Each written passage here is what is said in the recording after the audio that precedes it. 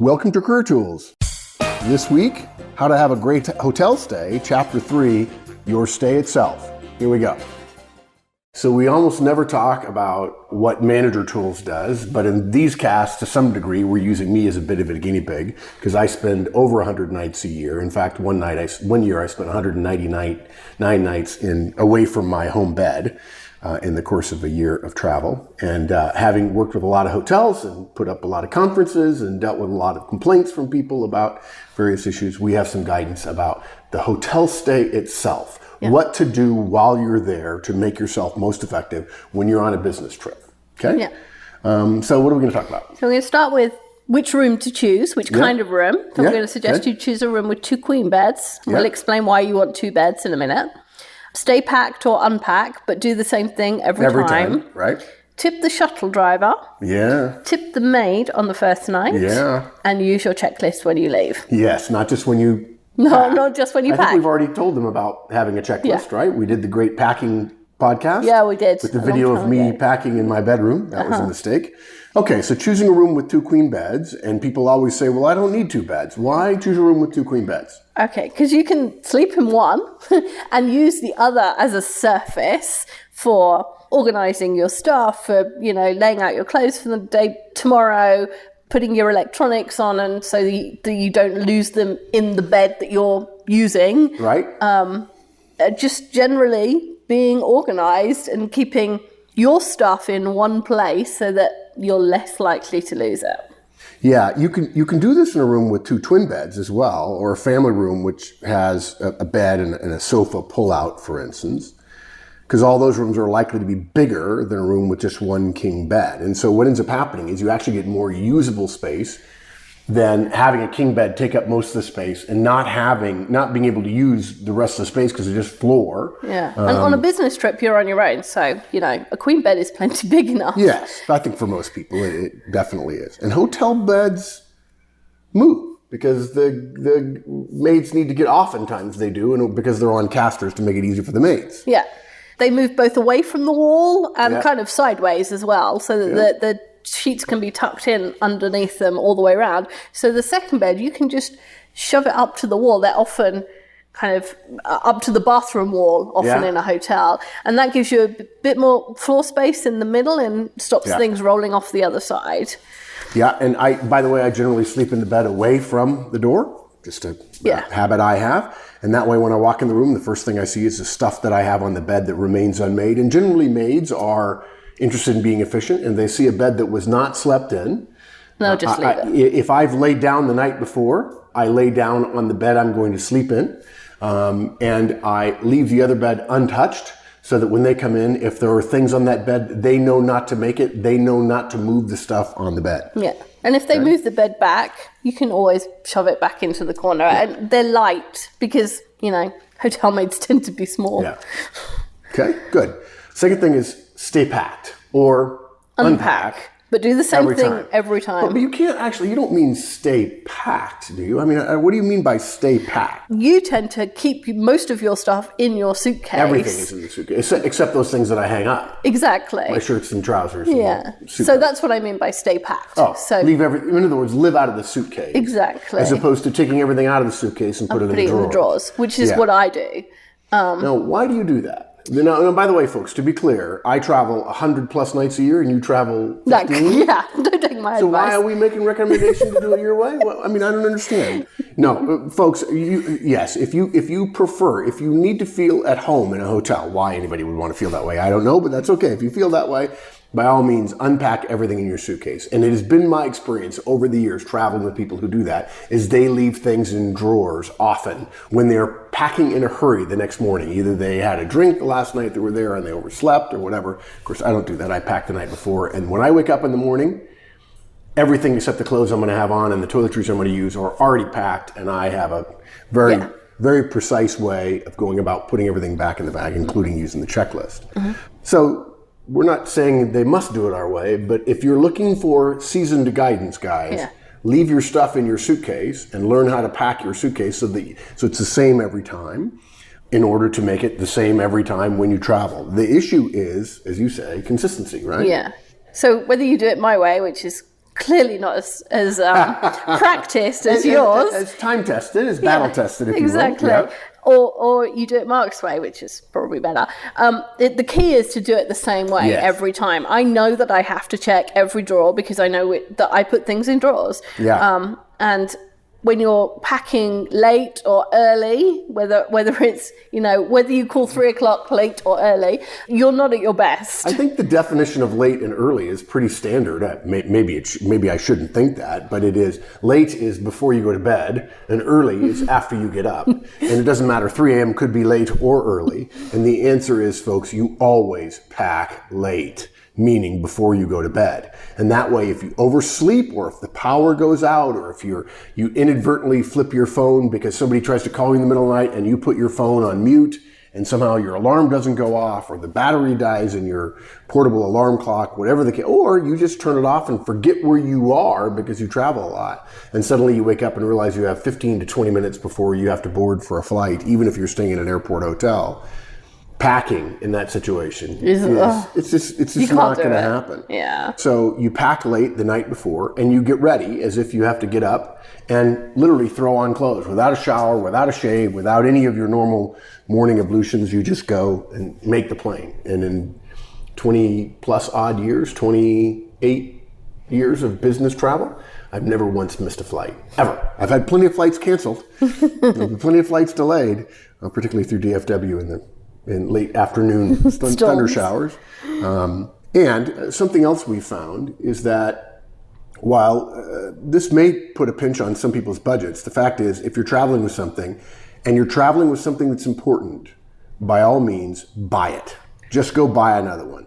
The idea of trying to make it through a day or a week of travel when you've forgotten something, unless it's a toothbrush, in which case most hotels will give you one. Mm-hmm. But if you're in most cities, there's probably a place that's open late where you can go buy a toothbrush. But that said, if it's a charger you need, don't think that you're going to be able to husband your cell phone battery to last the entire time, or mooch off somebody else's charger or something like that. Okay, next point is tip the shuttle driver, which nobody thinks about. No. But has huge implications. And I remember it wasn't the first time I traveled with you, but it was early, and we were at Chicago, and we got off the shuttle bus, and I walked away towards the sidewalk and then walked back towards the shuttle bus for some reason. And you said to me, "Don't worry about it. I've taken care of it for both of us." And I stood there with incredulation, going, "I didn't know you were supposed to tip them." Yeah, and you know what? That's a great point about the assumption. Now, to some degree, Europeans have a different mindset. That's true. And by no means, folks, are we saying that the American way is right. If you're in Europe and you're a European and you think to yourself, well, we don't tip, then that's okay. We're not suggesting tipping is the right thing. I will say this. When I go to Europe and I tip, I am absolutely appreciated. I'm sure there are places and out-of-the-way towns in Italy, if I left a tip on the table, I would insult some young aspiring writer or actor that they pay me enough. Why would you insult my owners that they don't pay me enough? We're not like America. We don't pay minimum wage. I make a living wage. I make a good salary here as a waiter. Waiting is important. Okay, fine. Your class warfare stuff, great. Okay. And it's been my experience. And to be clear, I overtip almost everywhere I go. I try very hard to be generous, even at Pebble Beach, at the Lodge at Pebble Beach, where it says no tipping, none required. Everyone accepts a tip. Now, unfortunately, they know me now after hundreds and hundreds of nights there. But when I go to Europe and I tip, they are most appreciative, absolutely. And even if those jobs are paid a living wage, the recognition that you did a good job, and you don't just hand them a $5 bill or a €5 note or something. You say, thank you, I appreciate that. It meant a lot to me. You saved me time, you saved me trouble, and so on. Mm-hmm. So we have a bias toward tipping. Again, your call, folks, if you're not a tipper. But if you tip when you're going to a hotel and you ride the shuttle to the hotel, you tip the shuttle driver. Now, tell them why. Yeah, because funnily enough, the shuttle driver knows other people in the hotel. I mean, the most obvious reason is it might be that guy who takes you to the airport the next morning at 3 a.m. At 3 a.m. And the rule we'll make might... a special trip. If he gets there 10 minutes early, he'll say, Mr. Horstman, I'll run you over real fast. No problem. Exactly. Yeah. He might make a trip for you. Or they talk amongst themselves. When he goes off shift, he's likely Yeah. to say, "Oh, there was some guy who tipped me earlier." Yeah. And especially for you, because you're tall and kind of you Right. stand out, so Yeah. it's I'll easy tell you to be something else that makes described. me stand out. People give me a hard time about my Louis Vuitton luggage, which is indestructible and fabulously made. And people recognize no matter where I am in the world, the tall American with the Louis Vuitton luggage is a good tipper. I get all kinds of great service after that. Now, look, folks, if you can't afford it and you can only give $1, even $1, even a euro note or a coin is a way of saying thank you, provided you deliver the tip with a little bit of appreciation. It can't be flipping them a coin as you're walking by. The real reason you think about the shuttle driver is the shuttle driver is the first person you're going to interact with. We promise, as we just alluded to, the word is going to spread. And being friendly, being pleasant, and being thankful will make all of the service people in the hotel, including the maids, although maids do tend to be a little bit cloistered in the sense that the shuttle driver will tell the bell staff will tell the front desk staff, the bell staff will tell the wait staff in the restaurant, or the front of the house people. But housekeepers generally don't have as much connection to people. Yeah, when I worked as a chambermaid, we all had lunch. The lunchroom, there was only one lunchroom for the staff in the hotel, so everybody mingled at that point. Yeah. So, if you want good service, beyond the service that is normal for the property you're staying at, and there are all kinds of levels of service associated with all kinds of level of properties, you have to be willing to be friendly and pleasant and reward the service you receive. And you may not think that the money is the reward, but the money is the memory anchor that causes them to remember your appreciativeness. yeah. And like it or not, there are many service people who are thrilled to make a little extra money. And then lastly, we're going to say essentially the same thing related to the maids. Tip the maid on the first night. Yeah. And maids are usually allocated blocks of rooms. Yes. And that's how they're able to leave those little things in your room that says, "I'm Sarah and I'm going to be looking after you during your stay." Right. So it's likely that if you tip her on the first night, she'll be the person who does your room every night. Yes. And so if you tip on the last night, the money part of it is the same, but you've just lost the opportunity for extra service. So if you want shampoos or towels or, those little chocolates that they put on your pillow. Look, I'm so sorry. I'm really busy now. I'm interviewing somebody. Can you come back at 4? Well, there are places, if it's not a great hotel, where the maid staff goes off at 3:30 or 4 o'clock because they know all the rooms are done for check-in, and they're there early in the morning, so they can't keep them there 15 hours a day. And if they remember you and you were generous, they'll say, "Okay, I'll come back and I'll make you my last one of the day." I'll never forget. I stayed in a hotel just recently, actually in Columbus, Ohio, and I stayed 3 nights. And on the first night, I tipped $20 because folks, that's way too much. A $5 is fine for a 2-night stay. A $5 is fine. I would probably give 10, but 5 is fine.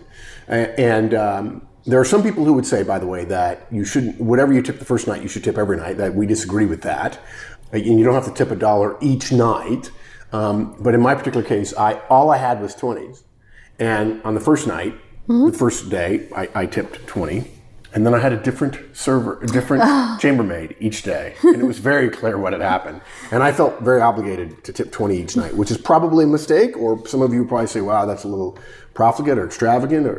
And you know what? That's okay. In my life, if I'm known for being uncareful with my money to service people who make my life easier, when I spend over 100 nights on the road, I leave tomorrow morning and I will not be back for 22 days. And I'm only going to be in couple of 3 countries, but it's a long time. These people make a difference to me, and I travel a lot, and this has served me so well to tip on that first night. How do you let the maid know it's for them? This is so, I'm amazed at people who say, "I left some money," and then the front desk says, "Well, sir, there was a $10 bill on the desk." That's easy. You do one of 2 things. You fold the bill in half and you set it on its side. Meaning fold it in half across the short axis of the bill. Okay? And then set the bill on its edge so that it's clearly standing up. So there's no way you left it there or you didn't see it. The other thing is, every hotel, even the worst of hotels, have scratch paper. And if the hotel doesn't have scratch paper and a pen, you do. Yeah. And you put a little note, "Thank you so much for your service while I'm here." And put a 5 or a 10 right there. And, and frankly, for some of us, you ought to be able to expense that. You expense cabs where you don't need a receipt. And there are companies that say, no, we're not going to expense you. We're not going to give you, even if you handwrite a receipt, we won't give. And then you have to say, okay, do I want to do it? Or do I only want to do it if I get reimbursed? And we're not going to tell you you're wrong for doing either one of those things. I will tell you, I never go anywhere without tipping, even when the place says you don't need to tip. Okay?